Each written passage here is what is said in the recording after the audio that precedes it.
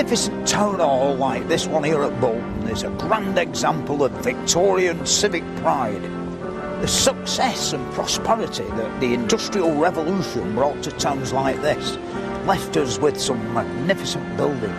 The Victorians loved to have everything beautifully ornate, very pleasing to the eye. The ornamentation were almost as important as the building itself. The look I've been taking at the construction and engineering skills in the building of Britain has at last brought me to my favourite period and some of my favourite buildings. Definitely the great age of Victorian splendour.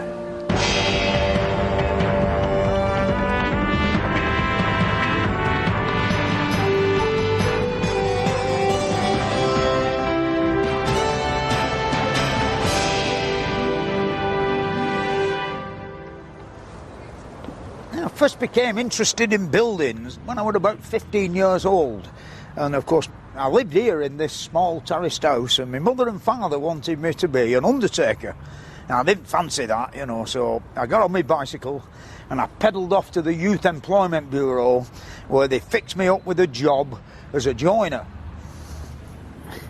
My work as a joiner got me into some of the splendid mansions that the cotton mill owners and bleach works owners have built. This actual house was built by a bleach works owner. The thing is, I couldn't help but notice, having come from an house that hadn't got any skirting boards, you know, the quality of the woodwork, all the beautiful skirting boards and marble fireplaces and architraves and panel doors, and best of all, the fancy plastered ceilings. Made me wonder, you know, how ever did they do it? Of course, it's a pub now, so really everybody can enjoy it.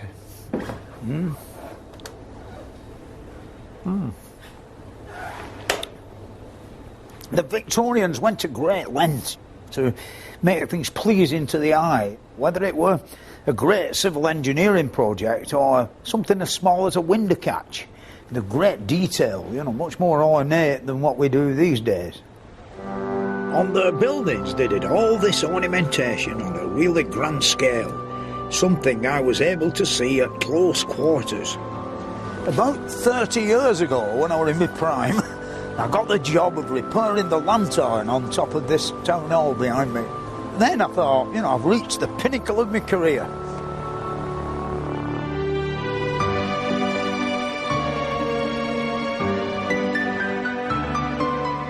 Round the top, in the balustrade of the lantern, there are 16 stone pillars, and I made a machine and actually turned these stone pillars. And then, of course, I taught myself into gilding the ball on top and pointing the whole lantern right down to the top of the lead. When it was built in the 19th century, it was a time when they had a great respect for the past, and they wanted their buildings to reflect the values of an earlier age. They built a new Houses of Parliament that matched the medieval splendours of Westminster Abbey right next door, and they made country houses look like castles. E06 Castle in Herefordshire isn't really a proper castle. What it is a big comfortable country house designed to look like one. It was built for the first Earl Somers in the first part of the 19th century, and he wanted everybody to know how rich and well established his family were. So he commissioned the architect Robert Smirk to design a place that would look as big and impressive as one of the castles that Edward I had built nearly 1,000 years earlier. E06 took 6 years to build and cost over £85,000. At a time when Britain's aristocracy felt threatened by the recent French Revolution, it sent a very clear message to the ordinary people round about. It said, remember who your masters are. The scale of this building is as impressive as any of Edward's castles in Wales. In the first 18 months alone, there were 4,000 tonnes of building stone used, 16,000 tonnes of mortar, 600 tonnes of wood, and this were just only in the construction of the walls. These walls are built directly onto the granite bedrock, so there was little need for any foundations. But when you look up, it makes you wonder how they got the walls so smooth. And of course, where are the putlog holes for the scaffolding?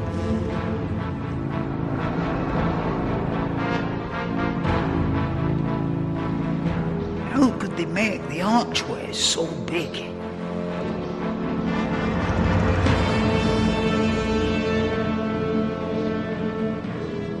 How could they vault such a large cavernous space like this without using massive structural timbers? We can find out such a lot about Smirke's building techniques and the way he went about doing things because of all the records he left behind here at Eastnor Castle. And this is James, the current owner, who's got all these wonderful plans and things, and he's going to tell me a few tales and read me a few letters about it. Good. Yeah. Yeah, well, we're very lucky that we've kept these. It is a very good record, both of drawings and of letters describing the process. And I think one of the first things to notice is there was a huge amount of stone required for the house. They were very keen to quarry it locally. So in the original estimate, which is here, which was for a total bill of £82,000 approximately. It's incredible, isn't it?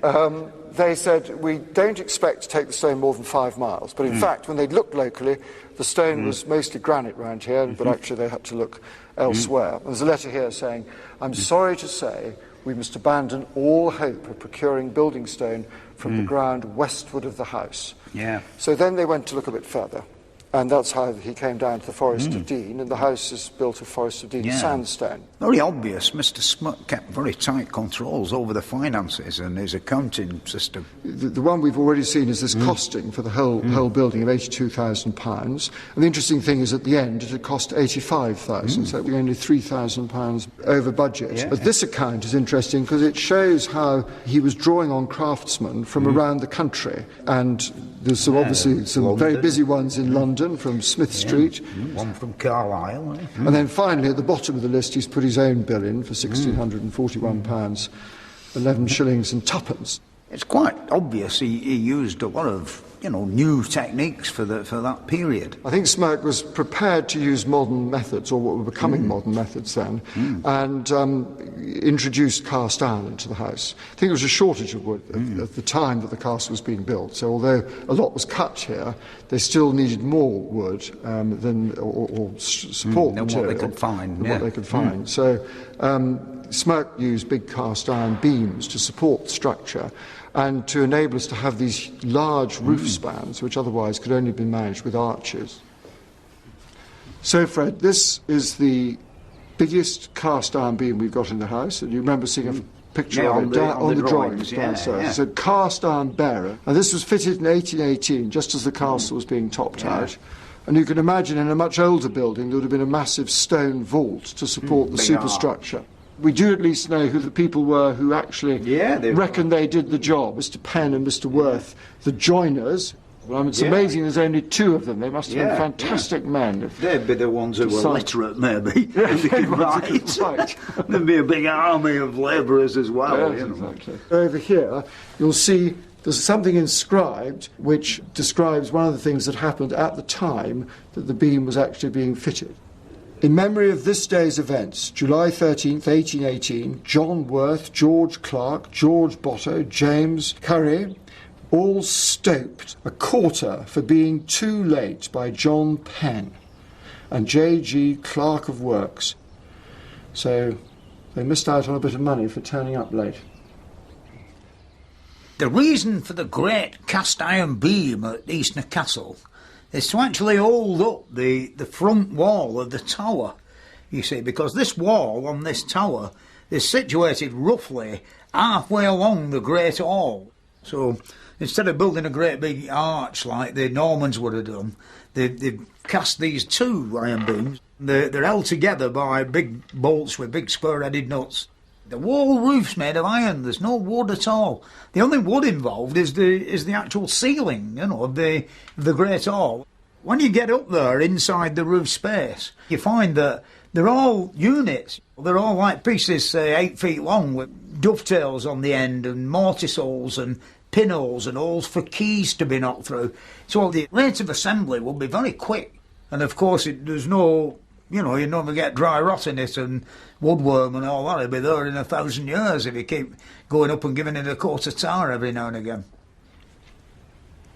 Mr. Smirk made very clever use of cast iron in the building of the castle, not only for the structural part of it, but the ornamental bits as well. I mean, if you study this staircase here, at first it appears to be made of wood, but these actual posts here are cast iron.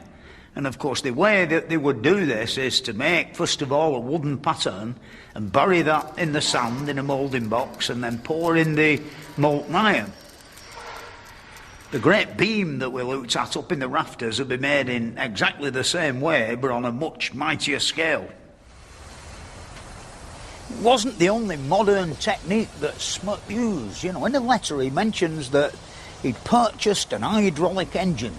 Now, at this time, 1818, steam engines were, being used to power various sorts of machinery, no doubt stone saws and all sorts of things, big wood saws and all of that. Here in my garden, I've got a steam engine that would do all the same things that Smirk's men would have needed to build the castle.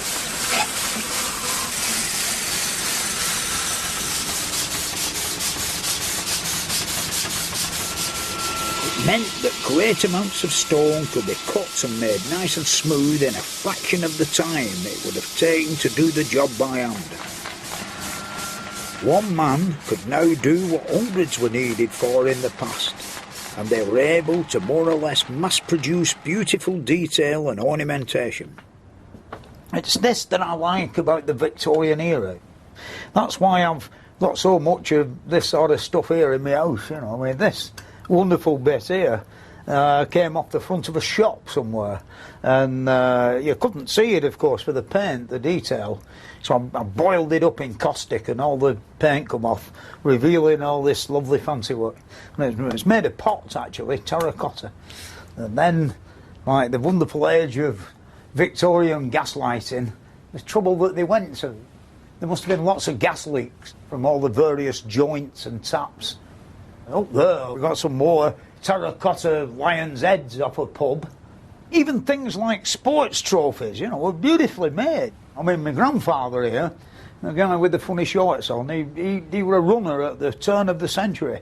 And he won lots of wonderful things, lots of French clocks. And this specimen here, this palm tree with the cut glass bowl on top, one of the nicer items that he won.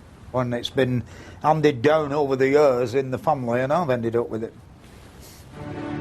When you think about it, when you're having building work done, the plasterers and the tilers and the joiners are as important as the men who actually build the place. Once E06 Castle had been built, they proceeded with the interior work, and it was all pretty lavish. This is the Gothic drawing room, which was redecorated in 1849. And for me, this is the height of Victorian splendour and embellishment. And it's a very fine example of how good they were at decorating places back in them days. The man responsible for the room was the architect and designer Augustus Welby Pugin. Pugin had a great passion for Gothic architecture of the medieval cathedrals, all those pointed archways and ornate stonework. To him, Gothic architecture wasn't just a passing fancy. He really believed in it with his heart and soul. This is St Giles at Cheadle in Staffordshire, which was designed by Pugin when he was at the height of his career. He got together a team of craftsmen to provide the decorative detail for buildings like this, and I went to see how some of it was done.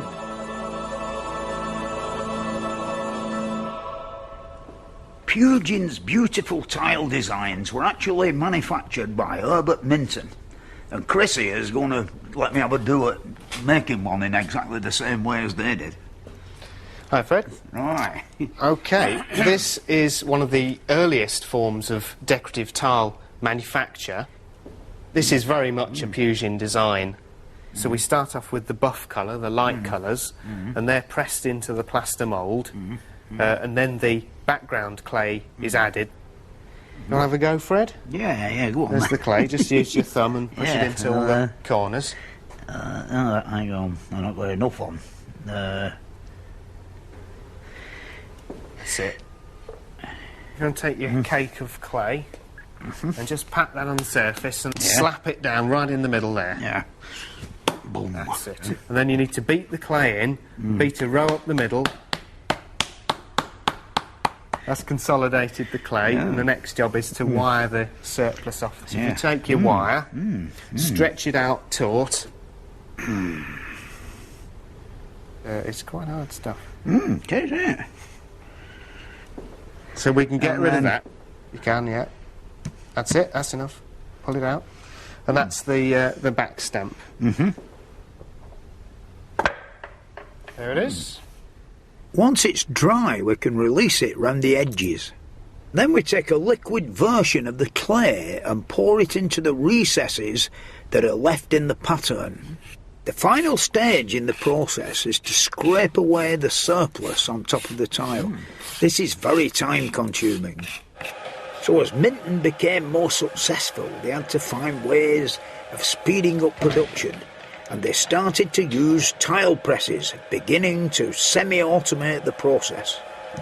Even so, many of the printed designs still needed to be finished and glazed by hand. So you can see Pugin came up with a strange mixture of the old and the new, and he created some magnificent designs, and said he never stopped working, you know. He did over 2,000 designs for the fixtures and fittings in the Houses of Parliament alone. And this was the job that made Pugin's name.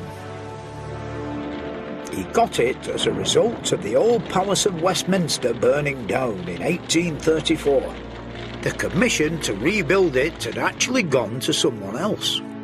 Sir Charles Barry was the main man for the classical style of architecture that was popular at this time, buildings like Bolton Town Hall. But the contract for the job stated that it had to be in the Gothic style, which wasn't really his thing, so he turned to Pugin for help.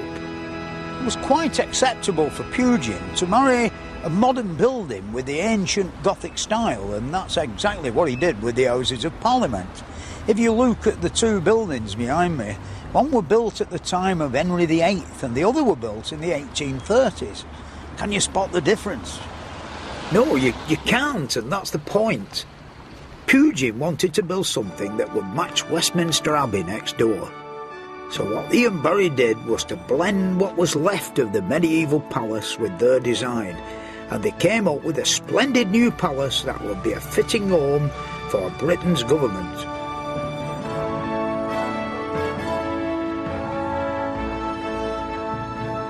Work began in 1837, and the Pugin-Barry partnership was dead right for the job. While Pugin looked after the detail of the design, Barry was free to tackle the even more difficult problems of how actually to build the palace in the first place.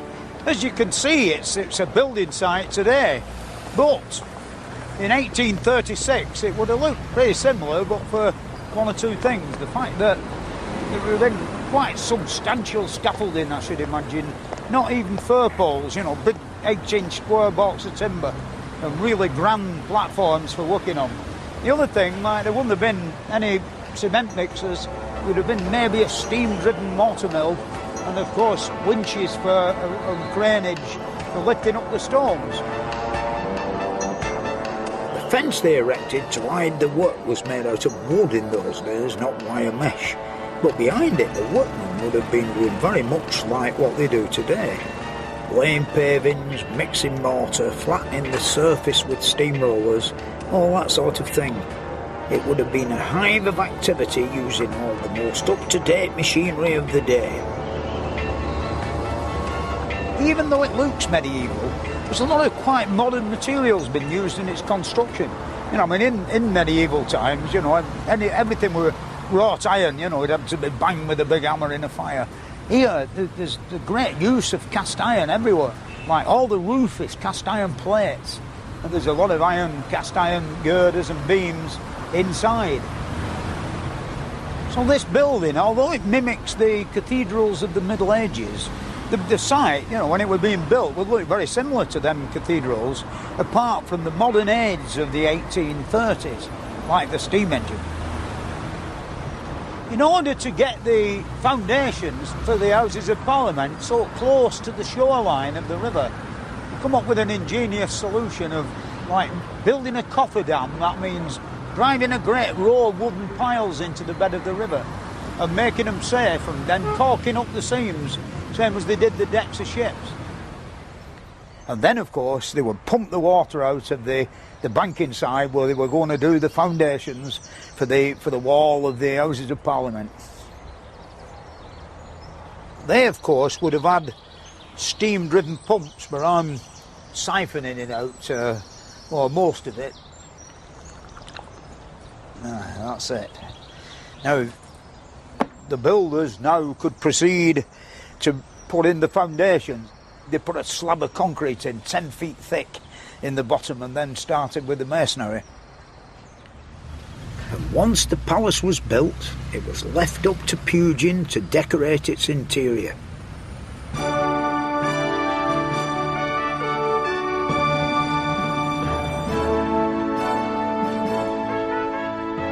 This is the interior of the House of Lords. And here Pugin used all his skills to make a grand statement. He busied himself with every detail of the decoration, from the detailed carvings to every piece of its 1,100 items of furniture. He even designed the wallpaper. The original designs for Pugin's interiors were done by Crace Brothers. And here at Cole & Companies, they've got the actual original Pugin blocks. These blocks were used to print Pugin's patterns onto sheets of wallpaper. You have to line it up with a mark and press down hard with a foot pedal. There can be as many as 7 different printing processes to go through. Another method Pugin and Crace used was to print the pattern onto the wallpaper with glue and then stick flocking to it to give it a textured look. And they still beat it on today in the same way as it was done in Pugin's time. Pugin died in 1852, but work on his designs for the Houses of Parliament went on. In 1858, the Westminster Clock Tower was completed, the one we call Big Ben, after the bell inside it. It stands 316 feet high and 40 feet square, and is constructed of Anston stone from Yorkshire with a brick core.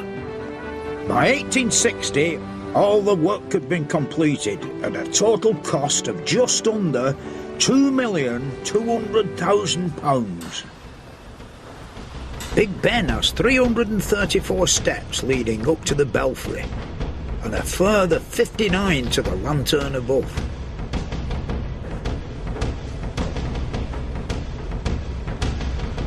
When they built this tower, they installed a steam hoist to raise up all the machinery for the clock and the bells, and I suppose all the cast iron work that forms the lantern on top of Big Ben. When the job was finished, they shifted it all out the bottom. In my opinion, they should have left the steam winch, because this staircase is the only way up here. And believe me, it takes it out of here.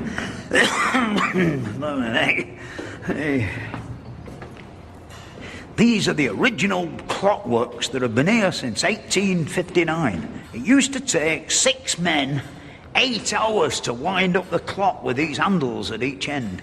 But of course nowadays it's electrified, which has took a lot of hard graft out of it. But there's still certain bits of it that are hydraulic, like this one here in the middle. This has got to be done once every 2 days, you know. And it's fairly hard work, believe me.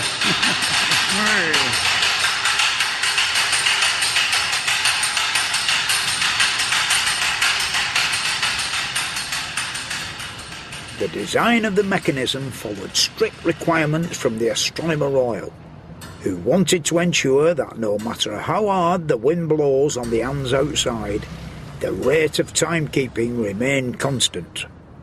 They couldn't control the temperature though. Over the seasons, the pendulum expands and contracts with the heat. So these old pennies are used to adjust the weight. Each penny makes the clock go faster by 2/5 of a second. In 1976, they had an unbelievable disaster here in this tower, you know, the mechanism on the chiming side of the clock. The brake failed and the weights began to descend inside the tower and reputedly reached the speed of 200 miles an hour, which had made these wheels go round a hell of a speed. And of course the centrifugal force got so great, the frame blew to pieces and the wheels danced about all over the place. It only took 13 hours to get the actual clock mechanism going again, but it took a further 9 months to get the chime inside right.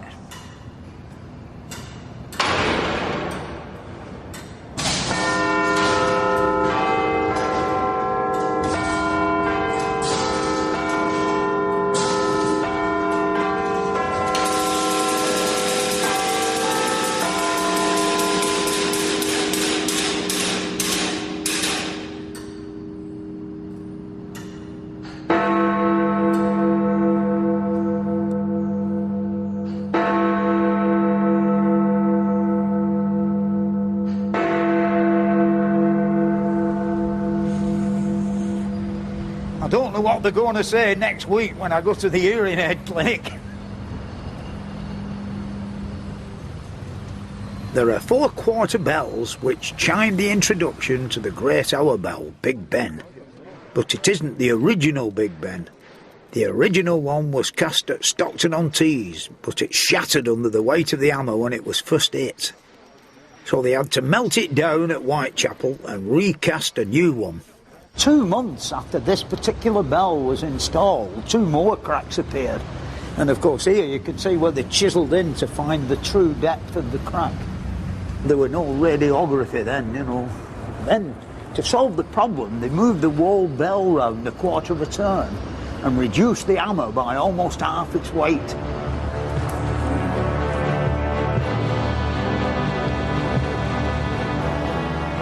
The clock tower is the crowning glory of the Palace of Westminster, and it's one of the greatest and most recognisable national monuments we've seen in the building of Britain.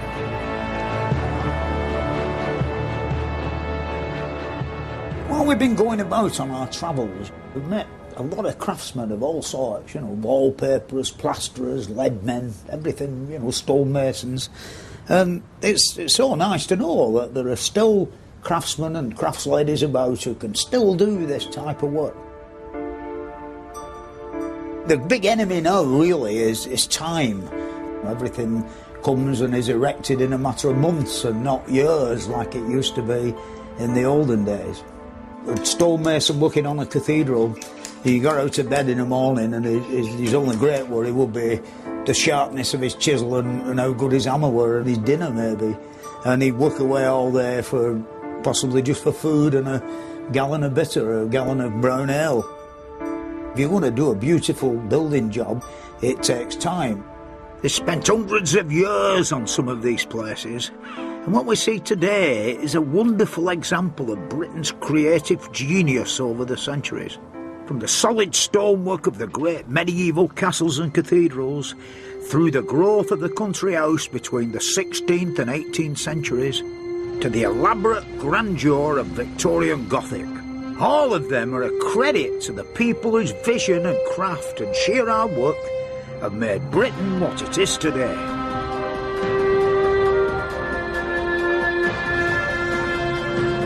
If you'd like to find out more about the building of Britain, then why not visit the website at bbc.co.uk/history.